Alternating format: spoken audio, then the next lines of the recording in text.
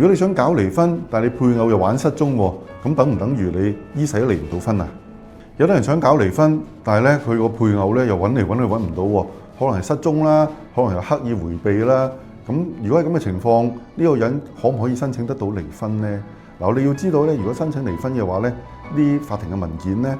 呈請書啊、附帶嘅文件咧，一定要派得到俾個配偶，呢個程序先至開始得到嘅。如果派唔到嘅話咧，其實咧呢個離婚程序開始唔到，亦都離唔到婚啦。咁如果佢真係揾唔到配偶嘅話咧，可以去法庭申請一個咧我哋叫做替代派遞嘅方法，或者係一個叫做視以為送達咗嘅命令咁樣。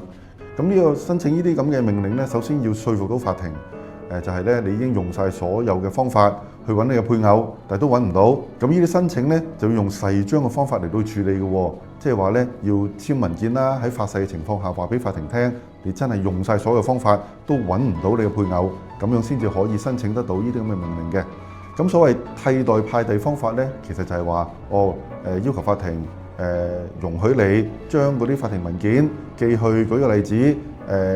配偶嘅親戚嗰度啦，或者佢嘅工作嘅地點啦，或者擺落佢嘅郵箱啦，諸如此類，就當係一個適當嘅派遞。有陣時咧，法庭亦都會俾啲命令，就係話你可以登報紙啦，或者係經過一啲通訊嘅軟件，將呢啲法庭嘅文件傳送過去配偶最後嘅所知嘅，例如電郵啊、通訊軟件咁樣，就可以達成呢個所謂嘅替代派對通知㗎啦。又或者你明知嗰個配偶已經收到啲文件，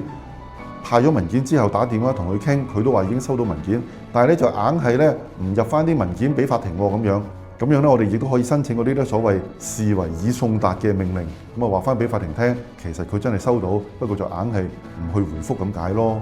所以唔係完全做唔到嘅。